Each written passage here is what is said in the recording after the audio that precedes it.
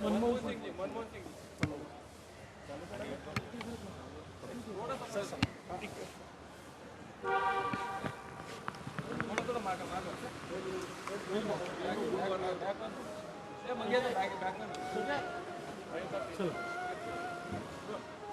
सिंग साहेबांचं निधन झालंय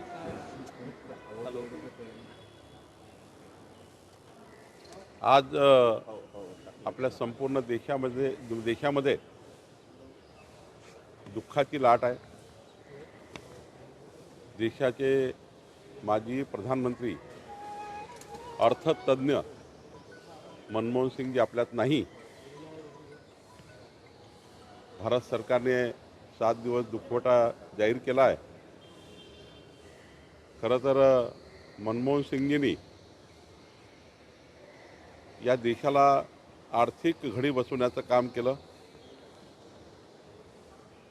अत्यंत संवेदनशील, शांतपणे आणि सर्वांना सांभाळून आणि एक आदराचं स्थान निर्माण करण्याचं काम मनमोहन सिंग यांनी केलं। मनमोहन सिंगच्या जाण्यामुळे देशाचं नुकसान झालं आहे। मी भारतीय जनता पक्षातर्फे त्यांना श्रद्धांजली व्यक्त करतो। ही पोकळी न भरून निघणारी आहे, पण त्यांनी जे विचार या ठिकाणी मांडले आहेत, त्यांनी जे अर्थतज्ञ आम्हाला अर्थ ज्ञान दिला आहे देशाला, विकसित भारताचा संकल्प जो मोदीजींनी केला आहे, त्या संकल्पाला जेव्हा पुढे नेताना मोदीजींनी सुद्धा मागच्या काळात ज्या व्यक्तिमत्वानी त्या क्षेत्रामध्ये उत्कृष्ट काम केलं, त्या क्षेत्रातलं काम घेऊन पुढे नेण्याचं काम मोदीजी करतायत।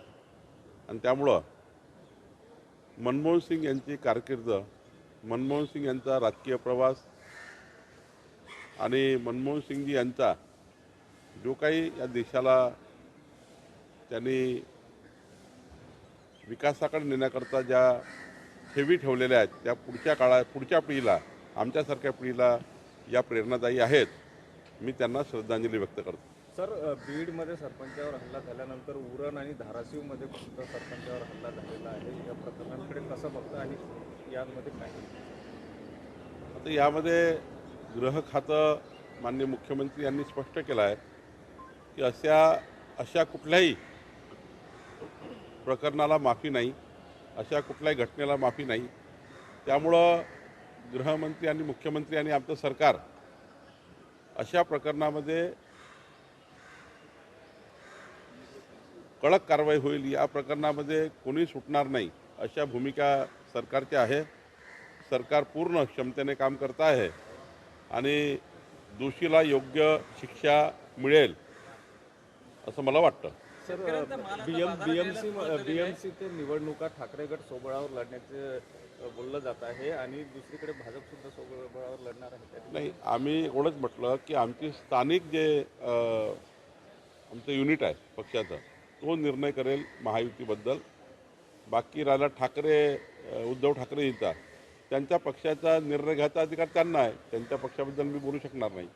शेतकऱ्यांचा माल आता बाजारामध्ये येण्याच्या तोंडावर असताना पूर्वीचे भाव प्रति क्विंटल 2000 रुपये दराने नाही, याच्यामध्ये आता MSP आहे, MSPच्या दराने खरेदी करण्याचा शासनाचा मानस आहे।